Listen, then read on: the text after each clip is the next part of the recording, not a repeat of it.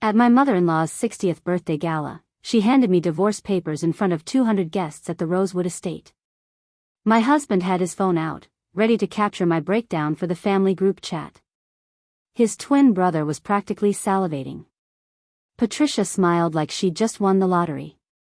So I signed those papers right there on the marble bar, thanked her for the gift, and casually mentioned my 6-figure book deal. Oh, and the 15-city press tour. Before we jump back in, tell us where you're tuning in from, and if this story touches you, make sure you're a subscriber, because tomorrow, I've saved something extra special for you. And that my novel? It's about a narcissistic mother so obsessed with her son that she tries to murder his wife. Funny how inspiration works, right? Patricia's face went from champagne-smug to ash gray in about 3 seconds. She had absolutely no idea what she'd just handed me. Okay, let's rewind because that moment deserves context. The look on Patricia Ashford's face when she realized her power move had backfired into a nuclear disaster. I'm going to treasure that memory until I'm old and gray. 5 days before Patricia's birthday extravaganza, I was home in our Riverside Drive apartment, exactly where I'd been every weekday for the past 18 months. Writing. Always writing. My laptop sat on our dining table surrounded by coffee cups and scattered notes about character motivations. I was deep into chapter 23 when I heard the front door unlock. Henry wasn't supposed to be home until 6, and it was barely 2 in the afternoon. Mother, she's probably in her pajamas, Henry's voice carried from the entryway, that particular tone he used when talking about me to his family. Apologetic. Slightly embarrassed. At 2 p.m. on a Tuesday? Patricia's voice dripped with disdain. How industrious. I glanced down at my outfit. Leggings and an oversized NYU sweatshirt with a coffee stain. She wasn't wrong, but also, I was working. I quickly saved my document and tried to look productive as they rounded the corner. Patricia appeared in full Upper East Side armor, cream Chanel suit, pearl studs, and that smile that never quite reached her eyes. The smile that said, "Bless your heart," in the most hostile way possible. Behind her came Henry's twin brother, Sebastian. Where Henry had soft edges and kind eyes, Sebastian was all sharp angles and calculated charm. Sebastian wore ambition like cologne, too much of it, overpowering, and preceding him into every room. Vera, darling. Patricia air-kissed somewhere near my cheek. Still working on your little project, I see? Little project. My novel was 85,000 words of psychological suspense exploring maternal narcissism and family toxicity. But sure. Little project. Just finishing up a chapter, I said, closing my laptop. Wonderful, she said, though her tone suggested otherwise. I'm actually here about my birthday celebration next week. I wanted to deliver the invitation personally. She produced an envelope from her Hermes bag, cream-colored with gold embossing. The Rosewood Estate, Sebastian added. 200 guests. Black tie. It's going to be quite the affair. I've been planning it for months, Patricia continued. All of our closest friends and family. A proper celebration. The way she said, proper, made it clear that nothing about my life met that definition. I'm so glad you think so. Patricia picked up one of my research books, a psychology text about maternal narcissism. She examined the cover with an unreadable expression. Because I have a very special surprise planned for the evening. Something I've been coordinating with Henry and Sebastian for quite some time. The three of them exchanged looks that I should have recognized as dangerous. I do hope you'll wear something appropriate, Vera. She gestured vaguely at my sweatshirt. This is a formal event with very important people in attendance. I'll find something suitable, I said. Perfect. Patricia smoothed her already perfect suit. And do try to mingle, dear. I know social situations aren't your forte, but it would be nice if you made an effort. For Henry's sake. There it was. The knife wrapped in concern. Everything with Patricia came back to what I owed Henry. They swept out of the apartment like a cold front, leaving behind the faint scent of Chanel No. 5 and my growing sense of unease. I stood there for a long moment, staring at the cream and gold invitation. Patricia never hand-delivered invitations to me. Something felt off. But I had bigger things to worry about. Like the email I'd received that morning from Whitmore and Associates Literary Agency.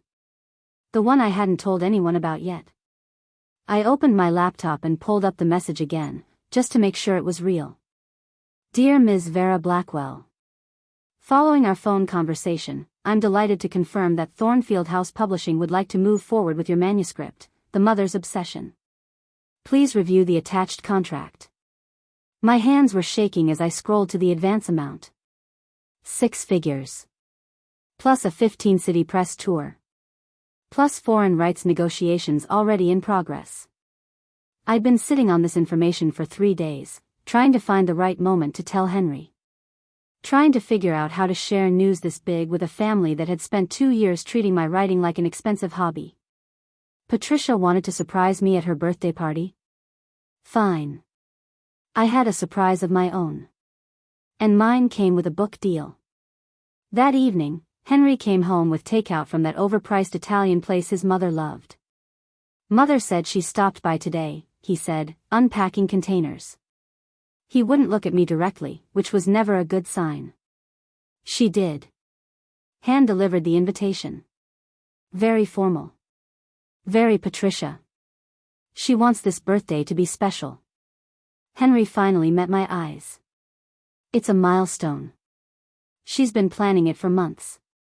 Sebastian showed me pictures. It looks like a royal wedding.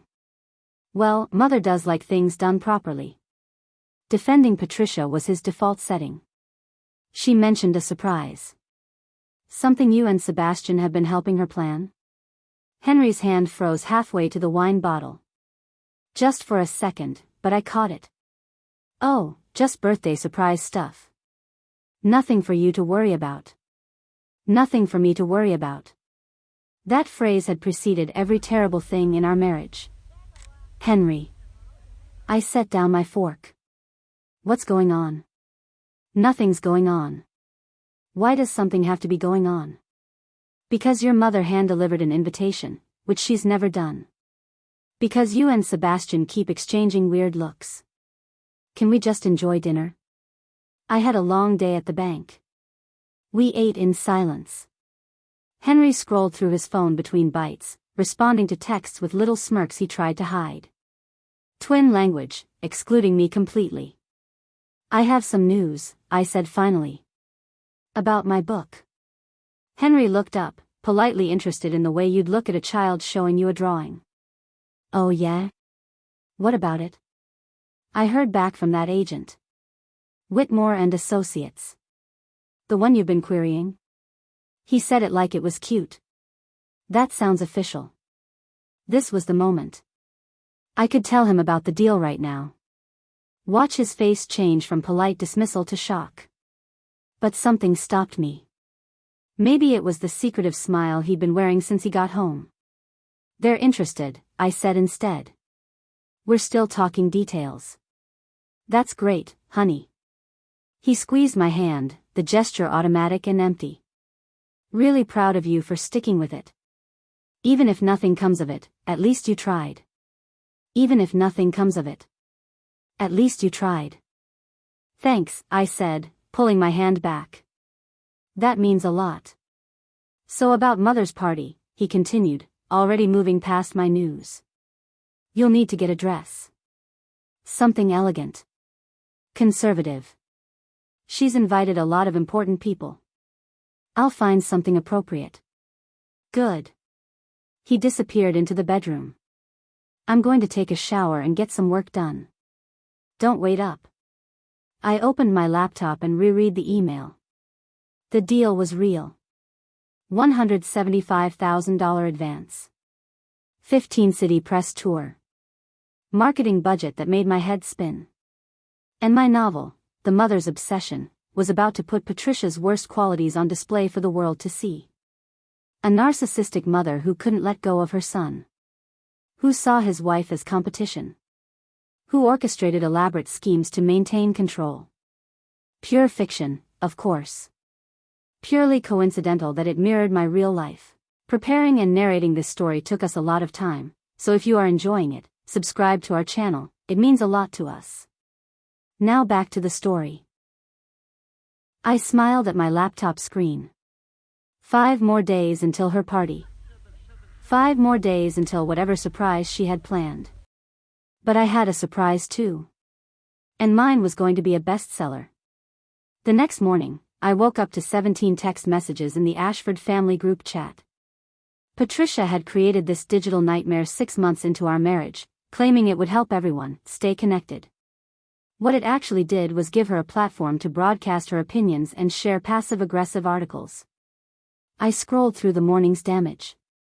Patricia, can't wait for Saturday. The florist just confirmed the orchid arrangements. Simply stunning. Sebastian, everything's coming together perfectly, mother. It's going to be a night to remember. Henry, couldn't have planned it better. V is going to be so surprised. Patricia, I do hope Vera finds something suitable to wear. Perhaps Emma could take her shopping? She has such wonderful taste. Emma. Sebastian's fiancée, who worked in PR and wore exclusively designer labels. Emma, happy to help. Vera, I know this amazing boutique in Soho. The implication being that whatever I bought off the rack wouldn't fit properly. I typed, thanks, but I've got it covered. Patricia, wonderful. Can't wait to see what you choose, dear. My phone rang immediately. Patricia. Vera, darling, I hope I didn't overstep with the shopping suggestion. I just want you to feel confident on Saturday. I appreciate the thought, Patricia, but I can handle finding a dress. Of course you can. I just thought, with your budget and all, she let that hang in the air. Well, I'd be happy to help financially if you need it. We want you looking your best. Not you deserve to feel beautiful. It was always about their image. That won't be necessary. Sebastian and Emma are coming for brunch on Thursday. You and Henry should join us. We can finalize last-minute details. It wasn't a question. We'll be there. Perfect. Oh, and Vera? I've been meaning to ask about your writing. Henry mentioned you heard from that agent? My little writing project. She couldn't just say, your book. We're in discussions. How exciting. You know, my book club just finished the most marvelous novel. A real page-turner by that woman who used to work in finance. She had such authority in her writing. Real experience to draw from. The implication was clear, unlike you. Publishing is subjective, I said carefully. Oh, absolutely. And there's certainly a market for all types of books. Not everything has to be literary. She laughed. I'm sure you'll find your audience eventually. Your audience. Not readers. Not fans. I should let you go. Of course. See you Thursday, dear. She hung up before I could respond. I sat there feeling that familiar tightness in my chest. 2 years of this. 2 years of being managed, corrected, and subtly insulted. My laptop sat on the dining table. Inside it was chapter 23, where my fictional mother-in-law manipulates her son's wife, then undermines her in front of guests. Art imitating life. I opened my email and found the message from Rebecca with the marketing plan. They wanted to position The Mother's Obsession as the next big psychological thriller. Early reviews were already coming in. A chilling portrait of family toxicity. The mother character is terrifyingly real. Oh, Patricia was going to love that. My phone buzzed. Patricia, Vera, dear, perhaps a champagne dress? It would photograph beautifully. Champagne. The color of bridesmaid dresses. The color that said, background character. I looked at the red dress hanging in my closet. Crimson silk, impossible to ignore. Not champagne. I typed, I'll surprise you. Patricia, how lovely. I do love surprises. The irony was delicious. Because in 4 days, we were both going to get exactly what we'd planned. And only one of us was going to enjoy it. Thursday's brunch at Patricia's Upper East Side brownstone was exactly the torture I'd learned to expect. The kind where everyone smiled and used silver forks and slowly eviscerated you with politeness. Emma greeted us at the door in head-to-toe Burberry. "Vera. You look comfortable." She eyed my jeans and cashmere sweater. "Thanks," I said, refusing to apologize. Sebastian appeared behind her. "Little brother." He clapped Henry on the shoulder, and they did that weird twin thing where they communicated through facial expressions. Patricia emerged in a silk kaftan. "My boys." She kissed both her sons, then turned to me. "Vera. How punctual." Punctual. Because being on time was the bare minimum of acceptability. The dining room table was set for 12, even though only 5 of us were eating. Patricia believed in using the good china for every meal. "Mimosas?" Emma offered, pouring champagne without waiting for an answer. They spent 15 minutes discussing table settings while I wondered if this was what purgatory felt like. Brunch was catered, tiny portions of complicated food arranged like abstract art. I was already planning to hit a drive-through on the way home. "So, Vera," Emma said, delicately cutting her salmon. "Henry mentioned you're still working on your book. That's so admirable. Most people give up. Most people give up." Like I was participating in a hobby with an expiration date. "Still at it," I said. "What's it about again?" Sebastian asked, though I'd told him 3 times. "It's a psychological thriller about family dynamics." "How interesting." Patricia dabbed her mouth with a linen napkin. "You know, I've always thought writing required such discipline. It must be quite isolating." Isolating. The implication being that I was lonely, disconnected, probably depressed. "I enjoy it." "Of course you do, dear. It's just," Patricia paused. "Well, I worry sometimes. About you being home alone while Henry works. It's not quite the partnership I envisioned for my son." There it was. I wasn't contributing equally because I wasn't bringing home a steady paycheck. "Vera's very dedicated to her writing," Henry said weakly. "Oh, I'm not criticizing." Patricia's hand flew to her chest. "Writing is a wonderful creative outlet. It's just not terribly practical, is it? Especially with the cost of living in the city." And there it was. My student loans, which she knew about because Henry had mentioned them. "We manage just fine," I said. "For now." Sebastian exchanged a look with Patricia. "But long-term financial planning requires stability." Emma and I were just discussing our 5-year plan. Emma lit up. "We're looking at properties in Tribeca.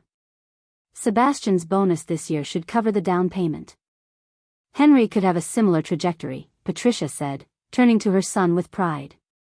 "The firm is very pleased with his performance."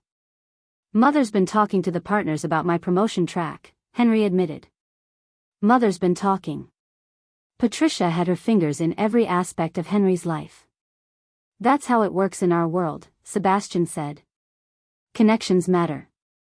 Family matters. Our world. As opposed to mine." "Speaking of which," Patricia said smoothly, "Saturday's party will be quite the networking opportunity. Half the board will be there. First impressions are crucial." "You've mentioned that," I said, my patience wearing thin. "Because it's important, dear.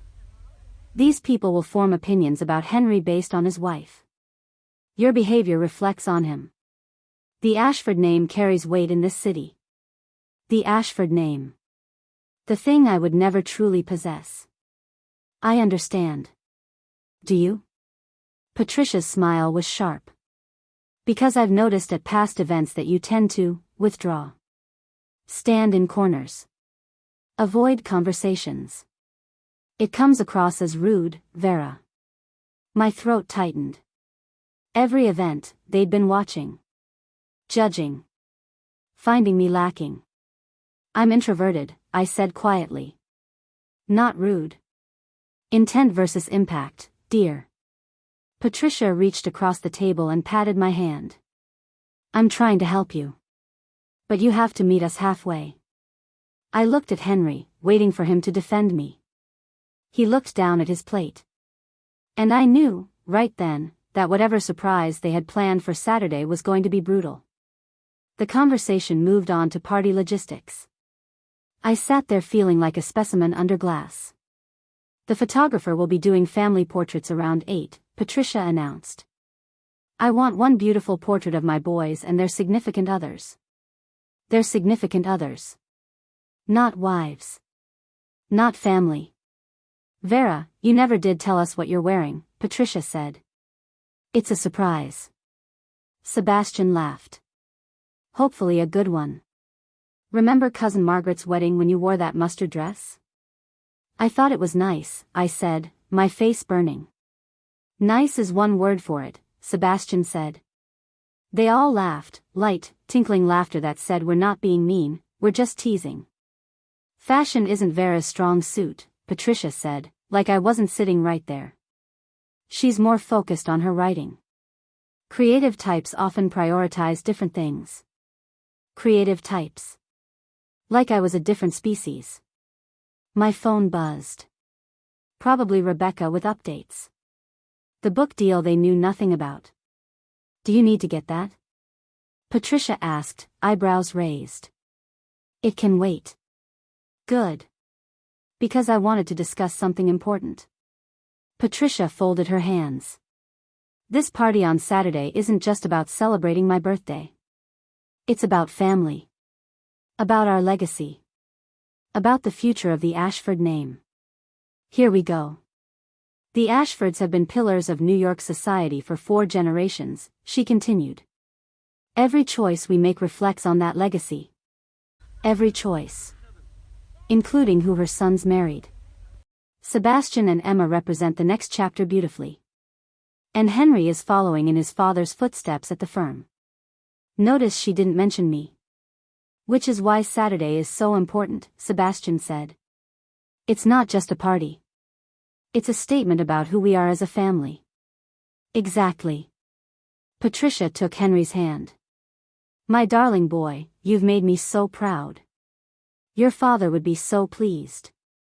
Patricia invoked his dead father strategically, usually when manipulating Henry into something. Thanks, Mom, Henry said, voice tight. Which is why what happens on Saturday needs to be perfect, Patricia continued. No surprises.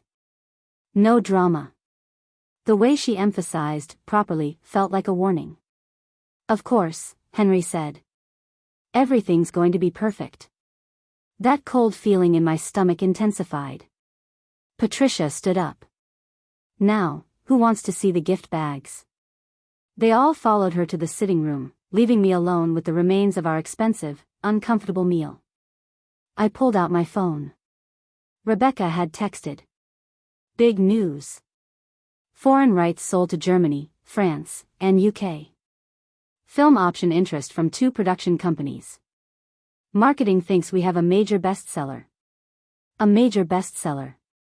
I looked at the family photos lining Patricia's walls. For generations of Ashfords. My book was about to make me more successful than any of them were comfortable with. And they had no idea. I left Patricia's brownstone feeling hollowed out. Henry drove home in silence. That went well, he said finally. Did it? I turned to look at him. Your family just spent 2 hours reminding me I'm not good enough, and you think that went well? They're just particular. You know how Mother is. Yeah, I know exactly how your mother is. The question is, do you? Henry's jaw tightened. What's that supposed to mean? Nothing. Forget it. Upstairs, I went straight to my laptop while Henry disappeared to make some calls. Which meant calling Sebastian to debrief. I opened my manuscript file, staring at chapter 23. The scene where my protagonist overhears her mother-in-law saying the marriage was a mistake. I'd written that scene 6 months ago, based on a conversation I'd overheard at Patricia's Christmas party. It's a phase, Patricia had said to her sister. Henry's always been soft-hearted. But he'll come to his senses eventually. She's not one of us. I'd stood in the hallway, listening to my mother-in-law discuss my marriage like it was a bad investment. That was the moment I'd started writing The Mother's Obsession with real purpose. Every manipulative conversation, every subtle put-down, it all went into the book. The narcissistic mother character, Vivian, was Patricia down to her designer shoes. The weak-willed son who couldn't stand up to his mother? That was Henry. And the protagonist who everyone underestimated? That was the version of myself I wished existed. Except now it did exist. Because that book was going to be published. My phone rang. Rebecca. Tell me you've signed the contract, she said. Signed and scanned this morning. Excellent. Thornfield just approved the marketing budget, and Vera, it's substantial. They're positioning this as their lead title for spring. Full publicity campaign. My hands were shaking. That's incredible. It gets better. The film option? One of the companies is serious. They want to option before publication. They're talking A-list actress for Vivian. Vivian. Patricia. An A-list actress playing my mother-in-law. I know. And your book is going to be everywhere. Are you ready? Was I ready to watch my fictionalized Patricia become an international villain? Yes. I'm ready. Good. We need to talk about the press tour. 15 cities over 6 weeks. Major markets. Morning shows, podcasts, bookstore events. 15 cities. 6 weeks. When does it start? 3 weeks after publication. Early April through mid-May. Block out your calendar. After we hung up, I stared at my manuscript. The book I'd poured 2 years into was about to become public. And Patricia had no idea. Henry emerged from the bedroom. Sebastian and I are going to grab drinks later. Sure, I said absently. You okay? You seem distracted. Just thinking about my book. He laughed. Still working on that, huh? Maybe it's time to think about other options. Something more stable. Something more stable. Like his mother had suggested. What if I told you I got a book deal? Henry laughed again. That would be great, honey. But let's be realistic. Most manuscripts never see print. Maybe you should consider it a hobby and focus on finding real work. Real work. A hobby. Every single thing Patricia had been saying, now coming out of his mouth. Right, I said quietly. Real work. I'm just being practical, V, someone has to be. He kissed the top of my head. I'll be back around 10. He left. I sat there in the silent apartment, feeling something fundamental shift inside me. This wasn't just about proving Patricia wrong anymore. It was about proving Henry wrong. It was about proving all of them wrong. I opened my email and found the contract. 6-figure advance. 15-city press tour. Film option. My phone buzzed. Rebecca, by the way, they want to do a profile. New York Times Sunday Book Review. Author to watch. The New York Times. Patricia read the New York Times every Sunday. I smiled. Saturday night, Patricia was going to hand me divorce papers. Instead, I was going to hand her the truth. 3 more days. Friday morning, Henry's side of the bed was already empty. He'd left a note, early meeting. Don't forget Mom's party tomorrow. Love you. Love you. 2 words that used to mean something. I made coffee and opened my laptop. 3 new emails from Rebecca. Subject, timeline update. Vera, publication date moved to February 15th, advanced reader copies going out next week. Need author photos ASAP. 3 months. I'd have a published book in 3 months. My phone rang. Unknown number. Ms. Blackwell? This is Jennifer Wu from the New York Times Book Review. I'm calling about the profile piece. My heart stopped. Yes, hi. We'd love to do this as a full feature, 2,000 words, photo spread. Your book is generating serious buzz. The concept of maternal narcissism in psychological thriller form? Incredibly timely. When were you thinking? Next Friday? We could do it at your apartment, get shots of you in your writing space. Next Friday. 1 week after Patricia's party. That works. Excellent. I've read the manuscript, and Ms. Blackwell? Vivian is one of the most chilling antagonists I've encountered. She feels so real. Almost like you based her on someone. I laughed. Writers pull from everywhere. Well, whoever inspired Vivian should probably be concerned. You've captured something very true about how families can destroy from the inside while maintaining perfect appearances. After we hung up, I sat there feeling dizzy. The New York Times thought my book was chilling. Patricia was about to become famous for all the wrong reasons. My phone buzzed with the family group chat. Patricia, final reminder. Tomorrow at 7 p.m. sharp. The Rosewood Estate. Black tie. Emma, so excited. My dress came back from alterations. Perfect fit. Sebastian, photographer confirmed for 8 p.m. Patricia, after dinner, during the toasts. Everyone will be relaxed. During the toasts. Maximum audience and optimal dramatic impact. That's when she'd do it. Henry, sounds perfect, Mom. Can't wait. Can't wait.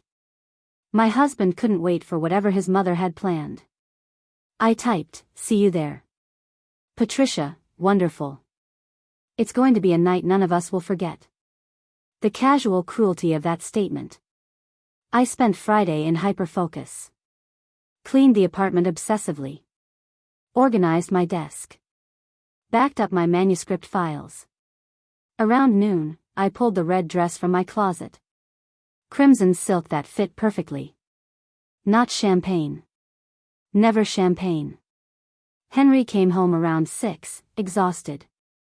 Rough day. Sebastian and I had to deal with a client situation. Everything okay? Fine. He loosened his tie. Listen, about tomorrow night, just try to have a good attitude, okay? Mom can be intense, but this means a lot to her. Can you just go with the flow? Be pleasant while his mother publicly humiliated me. I'll be perfectly pleasant, I said. And I meant it. Because I wasn't going to rage or cry. I was going to smile and sign whatever papers they handed me. And then I was going to destroy their worldview. Henry relaxed. Good. I think tomorrow's going to be really important for us. For our future. Our future. The one where I wasn't in it. I think you're right, I said. Tomorrow changes everything. He disappeared into the bathroom. I sat on the couch, scrolling through the contract one more time. Tomorrow, Patricia would try to end my marriage. And I would end her reign of terror. With a book deal, a press tour, and a New York Times profile. Fair trade. Saturday morning arrived with gray November light. I woke up before Henry, staring at the ceiling, mentally rehearsing. Patricia hands me divorce papers.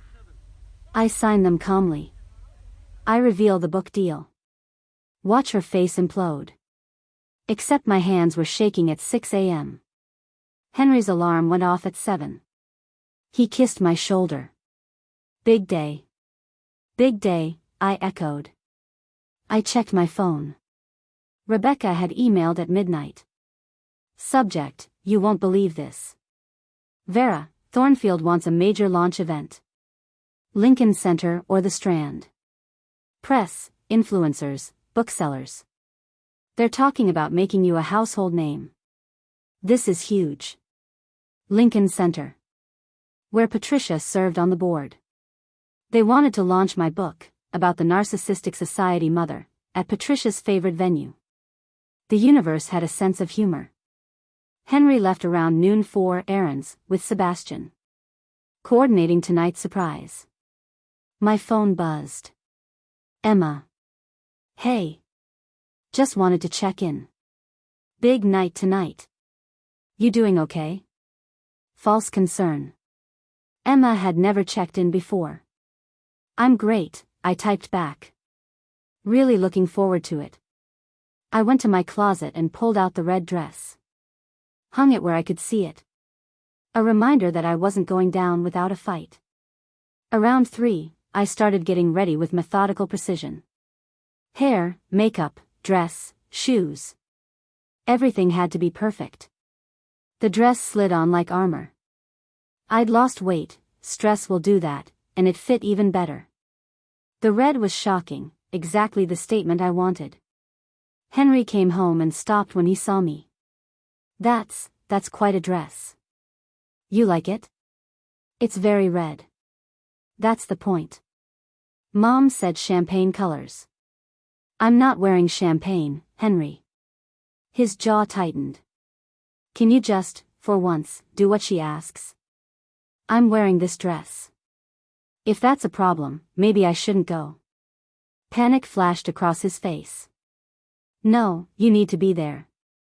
Why? Why is it so important I'm there tonight? Because it's Mom's birthday. Because we're family.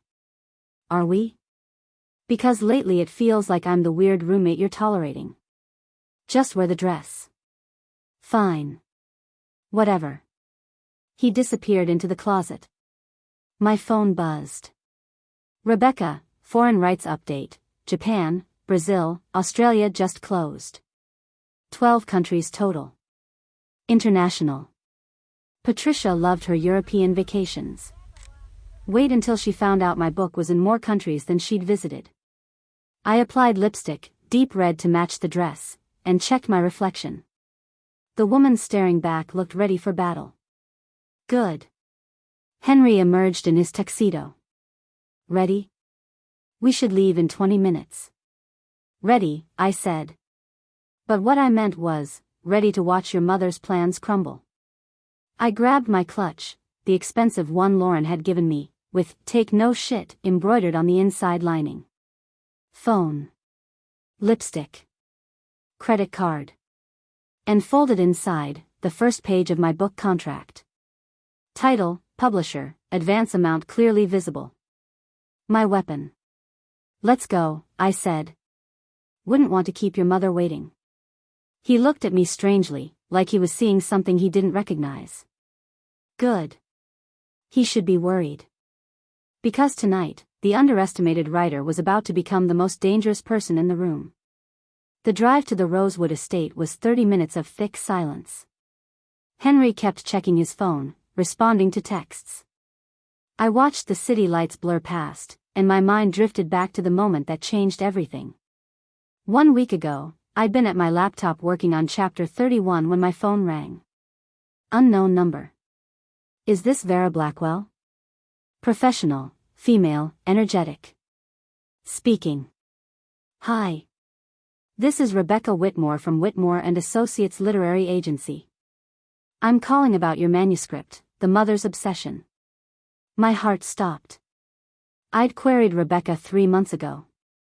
She was one of the top agents in New York, known for 7-figure deals and major film options. I apologize for the delay, Rebecca continued. But I finally got to your manuscript last week, and Vera? I couldn't put it down. Read all 85,000 words in one sitting. This book is extraordinary. I couldn't breathe. The character of Vivian, she's one of the most terrifying antagonists I've read in years. She's not a monster. She's real. The kind of woman you meet at charity galas who slowly destroys lives with impeccable manners. Thank you, I managed. Here's the thing. I don't just want to represent this book. I want to sell it at auction. Multiple publishers, competitive bidding. But I need to move fast. Can you come to my office tomorrow morning?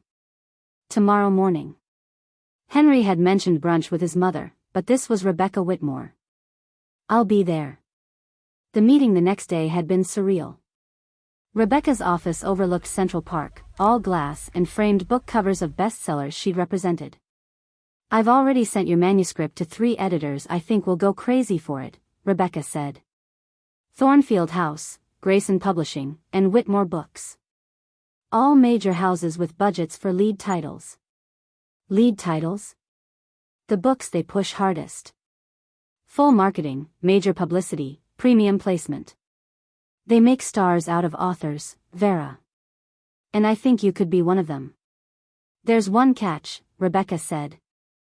"Thornfield wants an answer by Friday. They're looking for their spring lead, and if they commit, they'll go all in." "How all in?"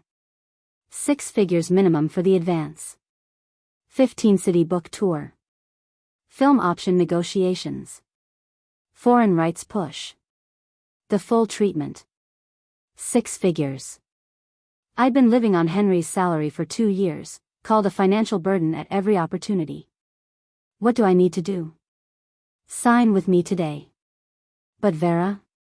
Rebecca leaned forward. "This book is going to make waves. Vivian is going to piss people off. Readers will see their own mothers-in-law in her. Are you ready for that?" Was I ready for Patricia to see herself in print? "I'm ready." "Then let's make you a star." The offer came 3 days later. $175,000 advance. 15-city press tour. Marketing budget that made my head spin. February publication. I'd signed the contract in our apartment while Henry was at work, hands shaking. And I'd kept it secret. Told no one. Some instinct said this information was ammunition, and I should save it for when I needed it most. 3 days after signing, Patricia had shown up with that decorated envelope, planning her surprise. And I'd known, somehow, that her surprise and mine were on a collision course. "We're here," Henry said, pulling into the circular drive of the Rosewood Estate. The building was lit up like a palace, fairy lights in every tree, spotlights on the facade, valets directing traffic. Through the windows, I could see crowds in formal wear, champagne glasses catching the light. 200 guests. All here to witness Patricia's plan. I touched the contract page in my clutch. "You okay?" Henry asked, not really looking at me. "Perfect," I said, stepping out into the cold November night. The red dress caught every eye as I walked toward the entrance. Good. I wanted them looking. A valet took our car, and suddenly we were swept into the current of arriving guests. Women in evening gowns and men in tuxedos, all air-kissing and exclaiming about the decorations. The Rosewood Estate had been transformed into something from a magazine spread: ice sculptures, orchid centerpieces taller than me, and a string quartet playing in the corner. Patricia's kind of party. Excessive, elegant, and designed to remind everyone of their place in the social hierarchy. Henry. Vera. Emma appeared in a champagne-colored dress that probably cost more than my car. She looked me up and down, her smile freezing slightly when she registered the red. Wow. That's quite a statement. Thank you, I said sweetly. Sebastian materialized beside her, drink already in hand. Little brother. And Vera, looking very bold tonight. Bold. Their code word for inappropriate. Where's Mom? Henry asked, craning his neck over the crowd. Holding court in the garden room, Sebastian said. She wants family photos in about an hour, before dinner. We should probably coordinate. Coordinate. Make sure everyone was in position for whatever they'd planned. I need a drink first, I said, and headed for the bar before any of them could stop me. The bartender, a young guy probably hired for the evening, smiled at me. What can I get you? Whiskey. Neat. Make it a double. His eyebrows rose slightly, but he poured without comment. I took the glass and moved to a corner near the windows, watching the party unfold like I was observing a play I wasn't really part of. Patricia's friends clustered in elegant groups, comparing jewelry and discussing their recent trips to Europe. Board members from Henry's firm talked business with the intensity of people who thought money was the most interesting topic in the world. And scattered throughout were family members I barely knew, cousins, aunts, college friends of the twins. All here to witness my humiliation. Except they didn't know they were about to witness something else entirely. I pulled out my phone and opened my email, scrolling to Rebecca's most recent message. Subject, Press Strategy. Vera. Thornfield wants to coordinate your announcement carefully. Thinking, social media reveal on Monday, followed by publisher's weekly announcement on Tuesday, then New York Times profile the following week. Building momentum. We want you trending by the time the book drops. How do you feel about going public with your deal tomorrow? Sunday morning, when everyone's reading the book section? Let me know. Tomorrow morning. The day after this party. Perfect timing, actually. I typed back, let's do it. Sunday morning announcement. I'm ready. Hit send before I could second guess myself. There you are. Henry appeared at my elbow, looking stressed. Mom wants to see you. In the library. She said it's important. Of course she did. The library. Private. Away from the crowd. The perfect place for an ambush. Lead the way, I said, draining half my whiskey in one swallow. The library was tucked away from the main party space, all dark wood and leather furniture and books that probably cost more than they were worth because they were first editions. Patricia stood by the fireplace in a silver gown that made her look like an ice queen. Literally. Vera, darling. She air-kissed me, and I caught a whiff of her signature perfume. That dress is certainly eye-catching. Thank you. I said champagne colors for the photos. I heard you. Patricia's smile tightened imperceptibly. Well. I suppose we'll make it work. Though red does tend to dominate in photographs. But that's neither here nor there. She gestured to a chair. Sit, dear. I wanted to have a quick chat before the evening gets away from us. I sat, still holding my whiskey. Henry stood by the door like a guard. Or a witness. I've been thinking a lot about family lately, Patricia began, settling into the chair opposite me. About legacy. About what we pass down to the next generation. Values. Standards. Expectations. Here it comes, I thought. The speech before the execution. The Ashford family has always prided itself on making smart decisions. Practical decisions. Even when they're difficult. She paused, watching my face. Do you understand what I'm saying, Vera? Not really, no. I'm saying that sometimes, love isn't enough. Sometimes, people find themselves in situations that aren't sustainable. Marriages that don't serve anyone's best interests. There it was. The setup. She was preparing me for the divorce papers, framing it as mutual, practical, necessary. Interesting theory, I said, taking another sip of whiskey. It's not a theory, dear. It's reality. And tonight, I think we all need to face reality together. She glanced at Henry, who looked like he might be sick. As a family. I couldn't agree more, I said, and I meant it. Because tonight, we were all going to face reality. Just not the reality Patricia had planned. She looked pleased, mistaking my agreement for surrender. I'm so glad you're being reasonable about this. It will make everything so much easier. Oh, I'm being very reasonable, I said. In fact, I have something I'd like to share with the family too. During the toasts, maybe? Patricia's eyes narrowed slightly. What kind of something? A surprise. I smiled, channeling every ounce of her own fake sweetness. You'll see. It's going to change everything. For the first time, I saw uncertainty flicker across her face. Good. Let her wonder. Let her worry. In a few hours, she'd understand exactly what kind of surprise I'd been keeping. And it was going to be glorious.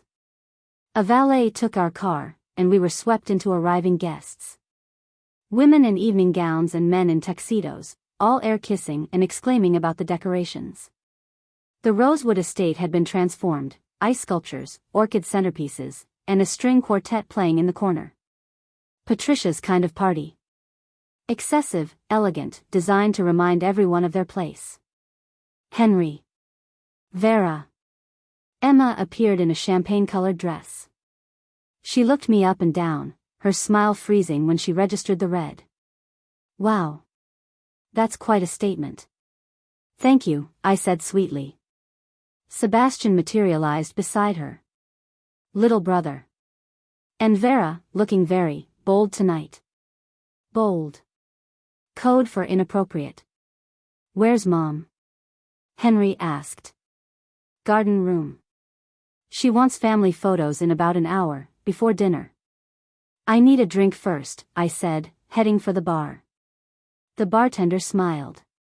What can I get you? Whiskey. Neat. Make it a double. I took the glass and moved to a corner, watching the party unfold. Patricia's friends clustered in elegant groups. Board members from Henry's firm talked business. Family members I barely knew scattered throughout.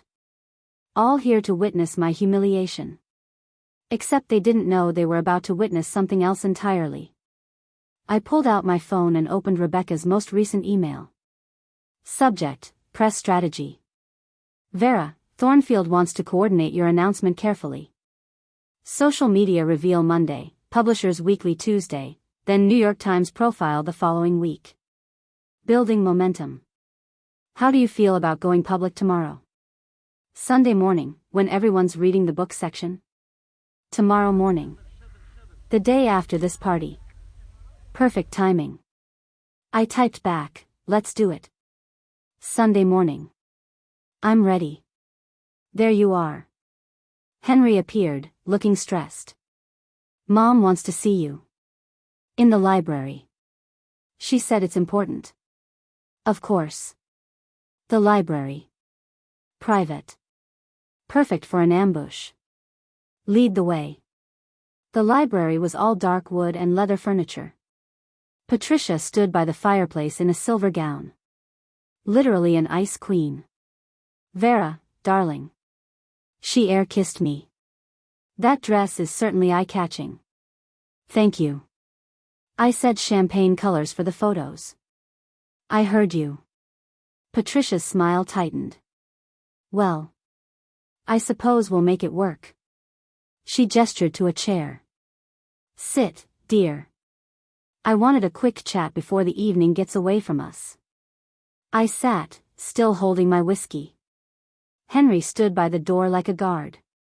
I've been thinking about family lately, Patricia began. About legacy. About what we pass down.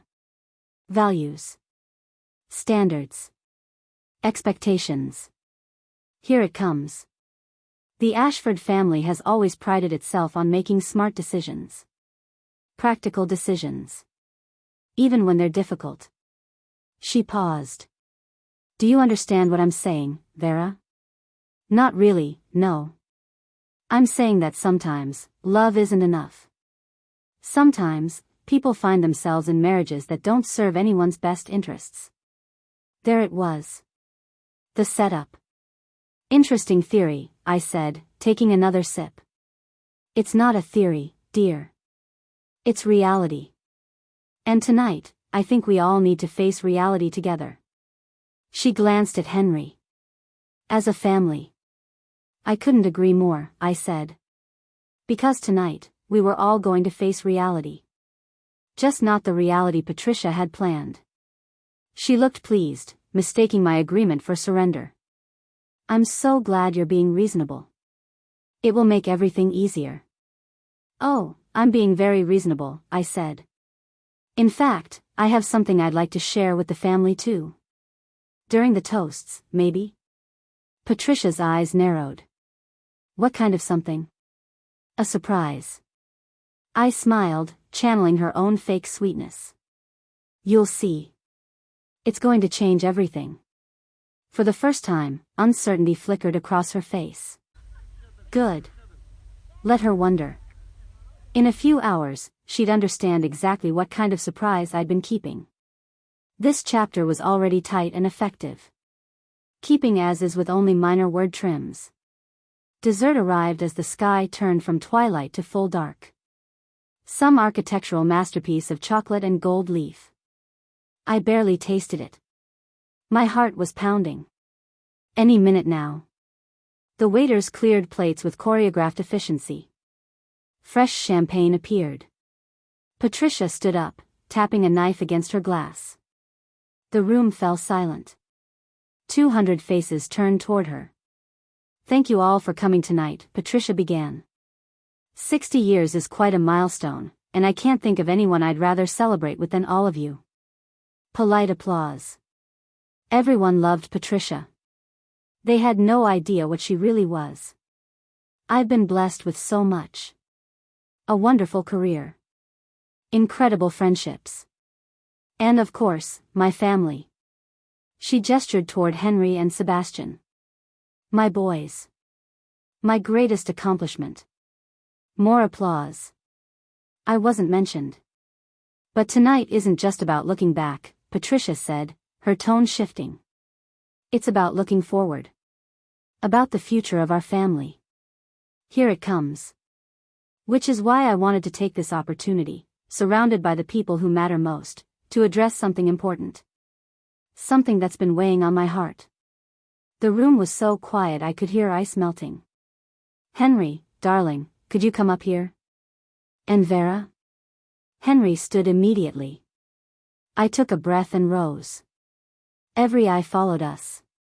The photographer appeared, camera raised. Sebastian pulled out his phone, recording.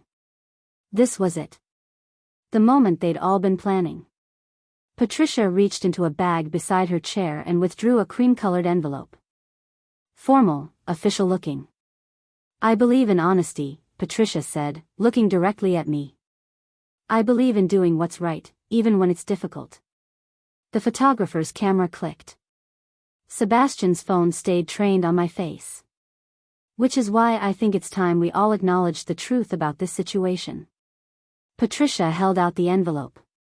Some relationships, no matter how much we want them to work, simply aren't meant to be. She handed me the envelope. I took it with steady hands. I'm sorry it's come to this, Vera. But I think deep down, you know this is for the best. The room held its breath. I opened the envelope. Divorce papers. Professionally drawn up, ready for my signature. Patricia watched me with barely concealed satisfaction. Henry looked at the floor. Sebastian kept filming. 200 witnesses to my public execution. I looked up at Patricia, then at Henry, then at the crowd. And I smiled. Thank you, Patricia, I said clearly, loudly. This is actually perfect timing. Confusion flickered across her face. I turned to the photographer. Could you make sure you get good shots of this? I think it's going to be important. Then I reached into my clutch and pulled out my own envelope. Game on. Patricia's smile faltered for just a fraction of a second. What's that, dear? My gift to you, I said, setting the divorce papers on the mantelpiece. But first, let me take care of these. I pulled a pen from my clutch, the expensive one Rebecca had sent me when I signed with her agency, engraved with Vera Blackwell, author. I uncapped it with deliberate slowness. Vera, what are you? Henry started. I signed the divorce papers right there. Clean signature, no hesitation, while 200 people watched in stunned silence. There, I said, handing them back to Patricia. All done. You're absolutely right, some relationships aren't meant to be. I should have realized that sooner. Patricia's face cycled through emotions too quickly to track. This wasn't the script. I was supposed to cry, beg, make a scene. Not sign calmly and agree with her. Well, she managed. I'm glad you're being reasonable about this. Oh, I'm being very reasonable. I held up my own envelope. Because now I can accept an opportunity I've been sitting on for the past week. Without any complications. The room was so silent I could hear the fountain outside. What opportunity? Sebastian asked, his phone still recording. I pulled out the contract page, the first page of my publishing deal, with all the important details visible. This opportunity. The one from Thornfield House Publishing. Patricia's eyes narrowed. What are you talking about? I'm talking about my book deal, Patricia. The one I signed last week. For my psychological thriller, The Mother's Obsession. I let that title hang in the air for a moment. 6-figure advance. 15-city press tour. Foreign rights in 12 countries. Film option already in negotiation. The crowd shifted. Whispers started. Someone gasped. You're lying, Patricia said, but her voice was uncertain. Am I? I held up the contract page so she could see the Thornfield House letterhead, the dollar amount, my name in bold print. February publication date. Marketing budget that would make your head spin. They're calling it their lead title for spring. Henry's face had gone white. Vera, why didn't you tell me? I was going to. But then your mother started acting strange. Started planning this lovely surprise. I gestured to the divorce papers. And I realized maybe I should wait. See what you all had planned. Patricia snatched the contract page from my hand, reading it with growing horror. It's called The Mother's Obsession. It is. About a narcissistic society mother who can't let go of her son. Who sees his wife as competition. Who manipulates everyone around her while maintaining a perfect public image. I looked directly at her. It's a thriller. Pure fiction, of course. But readers love books that feel real, don't they? The room erupted. People were pulling out their phones, probably already Googling the book.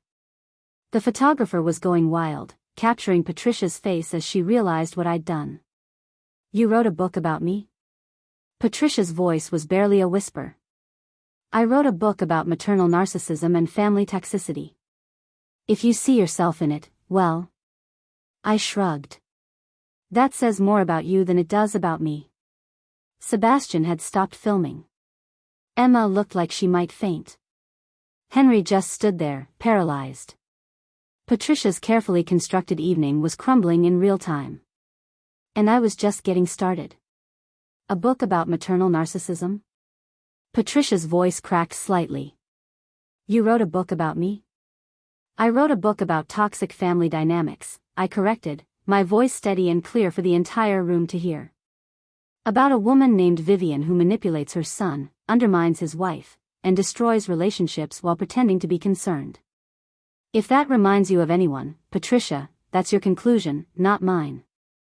The crowd was riveted. Phones were out everywhere now, some recording, others already searching for the book online. The advance was $175,000, I continued, addressing the room now, not just Patricia. Thornfield House is publishing it in February. They're calling it their lead thriller of the season. Early reviews compare it to Gillian Flynn. A woman near the front gasped. I love Gillian Flynn. You'll love this too, I said. It's about a protagonist who endures years of subtle abuse from her mother-in-law. Gaslighting, public humiliation, systematic erosion of her self-worth. Sound familiar to anyone? Patricia's face had gone from pale to red. This is slander. I could sue you for. For what? Writing fiction? I smiled. My lawyer already checked. It's a novel, Patricia. Any resemblance to real persons is purely coincidental. I let that hang. Though I have to say, the research was very personal. Henry finally found his voice. You've been planning this? While you were planning to divorce me publicly? Yes. I turned to him. I signed with my agent the same week your mother started acting suspiciously sweet. The contract came through 3 days before tonight. Perfect timing, really. Sebastian's phone was still up, still recording. Good. Let him capture this. The book tour starts in March, I continued. 15 cities. Morning shows, podcasts, bookstore events. They're already calling it the psychological thriller of the year. I paused. Oh, and Patricia? The mother character in my book? She has a very specific downfall. She throws a party to humiliate her daughter-in-law, and it backfires spectacularly. Art imitating life, I suppose. The room erupted in whispers. I could see people making connections, realizing they were witnessing the exact scene I'd written about. You vindictive little, Patricia started. Successful author, I corrected. The word you're looking for is successful author. With a major publishing deal, a film option in negotiation, and foreign rights in 12 countries. I picked up the divorce papers from the mantel. Thanks for these, by the way. Makes accepting a book tour much easier when I'm not married. A woman in the crowd, one of Patricia's museum board friends, actually laughed. This is better than any thriller I've read. Patricia looked around the room, realizing her carefully constructed evening had become my book launch party. The sympathetic faces she'd expected were now intrigued, entertained, even impressed. She'd wanted to destroy me publicly. Instead, she'd given me the perfect origin story for my publicity tour. So thank you, Patricia, I said, raising my champagne glass. For the inspiration. For the motivation. And for the spectacular ending to my book. I couldn't have written it better myself. The room had completely shifted. What started as Patricia's triumph had become her unraveling, and everyone could feel it. I think this calls for a toast, said a voice from the crowd. Margaret Chin, the museum board member who dismissed me an hour ago, stood up with her champagne. To Vera, who turned her pain into art. That's what real writers do. Others stood. Glasses raised. Patricia looked around in horror as her own guests celebrated my success. I read the advance manuscript, someone else called out. My book club got an early copy. Vivian is terrifying because she's so real. We all know a woman like her. Murmurs of agreement rippled through the crowd. The film option, another guest said. Who's attached? This would be an incredible movie. I opened my mouth to answer, but a woman in a stunning black dress cut in. I'm Karen Wu, producer at Meridian Films. We're one of the companies negotiating for rights. She looked directly at Patricia. This story is going to resonate with millions of women. The toxic mother-in-law is a universal experience. Patricia's face had lost all color. Her perfect party, her perfect plan, had become a celebration of everything she'd tried to destroy. Henry stood frozen, divorce papers still in his hand, looking between his mother and me like he couldn't process what was happening. You knew, he said quietly. This whole time, you knew what she was planning, and you just let her do it? I didn't know about the divorce papers specifically, I said. But I knew something was coming. Your mother's not subtle, Henry. None of you are. I gestured to Sebastian, still holding his phone. Send that video to whoever you want. It'll make great promotional material for the book tour. Emma finally spoke, her voice shaky. This is humiliating. For all of us. No, I corrected. This is humiliating for people who tried to publicly destroy someone and failed. The rest of you are just extras in their disaster. The photographer approached me cautiously. Ms. Blackwell? Would you mind if I got a few shots? This is going to be a story people talk about.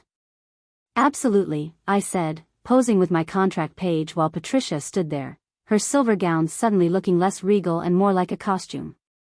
Your publisher is going to love this, Margaret Chin said, raising her glass higher. Bestseller before it's even published. The mother-in-law who inspired the villain tried to divorce the author at a party, and the author revealed her success instead? That's marketing gold. I set down my glass and headed toward the exit. Time to leave on my terms. I was halfway across the marble foyer when Patricia's hand grabbed my arm. Her grip was tight, desperate, nothing like her usual delicate touches. Vera. We need to talk. Privately. Her voice was low, strained. The perfect composure was cracking. I think we've said everything that needs to be said, Patricia. Please. The word came out strangled, almost a whisper. Just 5 minutes. The coat room. I looked at her face. The Ice Queen mask was slipping. Her eyes were wild, panicked, red-rimmed. This wasn't the woman who'd handed me divorce papers with a satisfied smile.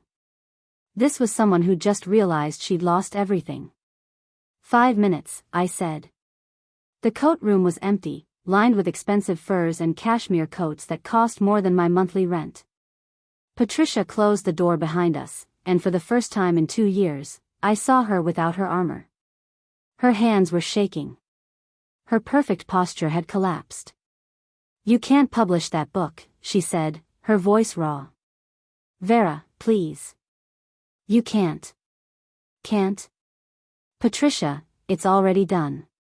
The contract is signed. Advanced reader copies go out next week. Then stop them. She stepped closer, and I could smell the desperation on her.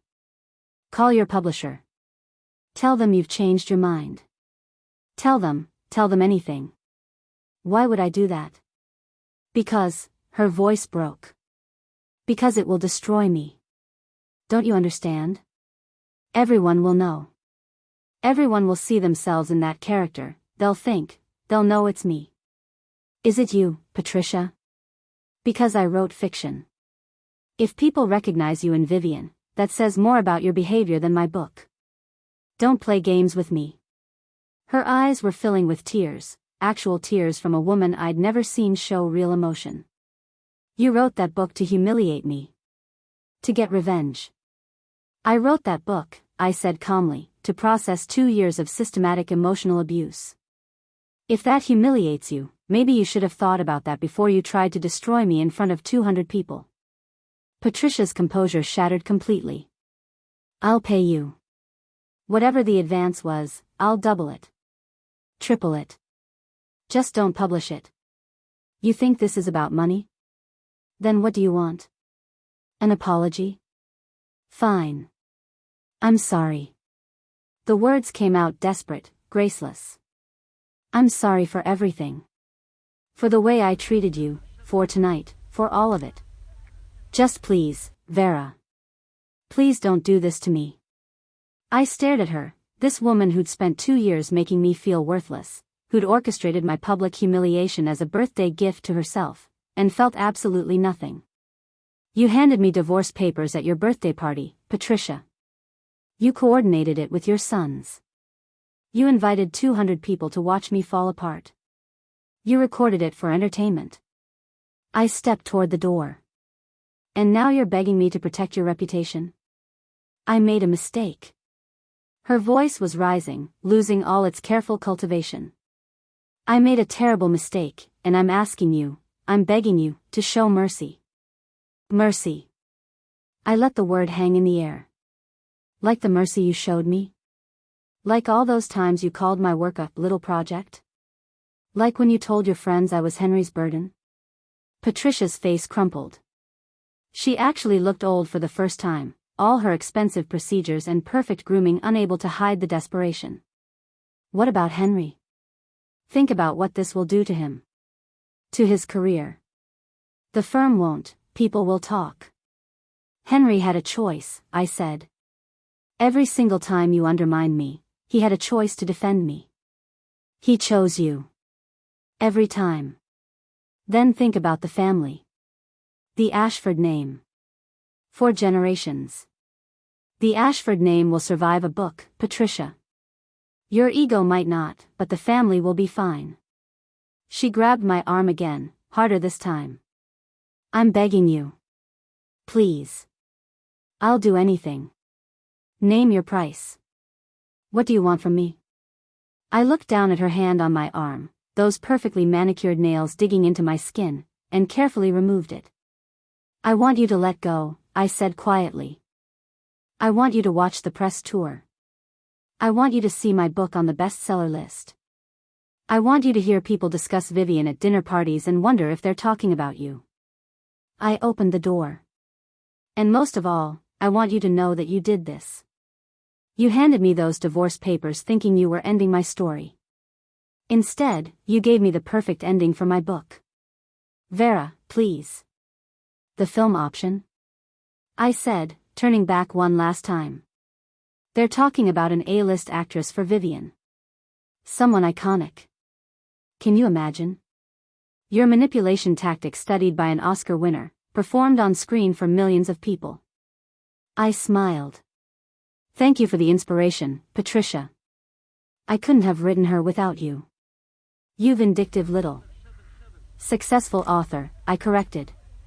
The phrase you're looking for is successful author. I walked out of the coat room, leaving Patricia Ashford, society queen, perfect hostess, master manipulator, alone with her expensive coats and her shattered illusions. Behind me, I heard something that sounded like a sob. But I didn't look back. I found Henry near the entrance, Sebastian beside him, both looking shell-shocked. The divorce papers are signed, I said to Henry. Have your lawyer send the rest to my attorney. Rebecca Whitmore's office can provide the contact information. Vera, wait. No. I'm done waiting. Done hoping you'll defend me.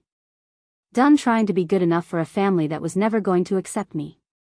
I looked at Sebastian. You got everything on video, right? Make sure you send it to me. My publisher will love it. Sebastian's phone drooped in his hand. Goodbye, Henry, I said. And I walked out of the Rosewood Estate into the cold November night, leaving Patricia's 60th birthday party in ruins behind me. The valet brought my car around. I tipped him generously, with Patricia's family, I could afford to now, and drove away from the lit-up mansion. My phone buzzed. Rebecca. Just saw Emma's Instagram story. Holy shit, Vera. This is going to be everywhere. Call me tomorrow. We need to adjust the publicity strategy. You just became the most interesting author in America. I smiled at the dark road ahead. Patricia had wanted to end my story tonight. Instead, she'd just written me the perfect beginning. 3 months later, The Mother's Obsession hit the New York Times bestseller list at number 3.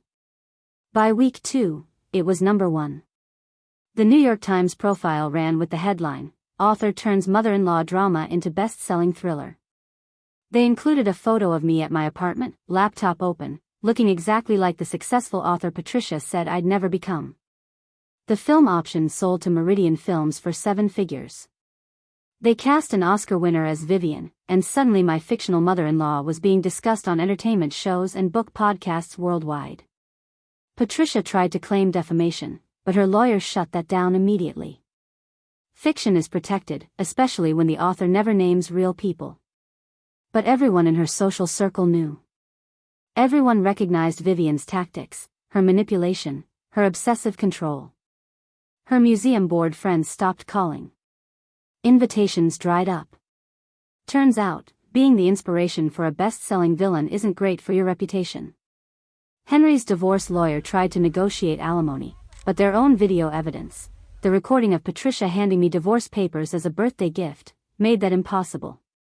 No judge awards support to someone who orchestrated public humiliation. The book tour was everything Rebecca promised. 15 cities, sold-out events, readers lining up with copies to sign. At every stop, women shared their own toxic mother-in-law stories.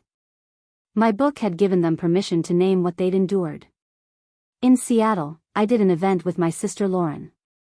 I told you to blink twice if you needed extraction, she said during the Q&A, turns out you extracted yourself. The best moment came 6 weeks after publication. I was in Chicago for a signing when my phone buzzed. A text from an unknown number, this is Emma. Sebastian and I broke up. Turns out his mother was just as controlling with us. Your book opened my eyes. Thank you. I didn't respond. But I smiled. Now I live in a loft in Brooklyn, writing my second book. The advance was even bigger, apparently, revenge narratives sell. My agent calls weekly with new opportunities. Foreign editions. Audio rights. A possible series. Patricia's decorated envelope sits framed on my wall. A reminder that sometimes the worst thing someone does to you becomes the best thing that ever happened. She tried to end my story. Instead, she gave me a bestseller. Fair trade. Up next, you've got 2 more standout stories right on your screen. If this one hit the mark, you won't want to pass these up. Just click and check them out. And don't forget to subscribe and turn on the notification bell so you don't miss any upload from us.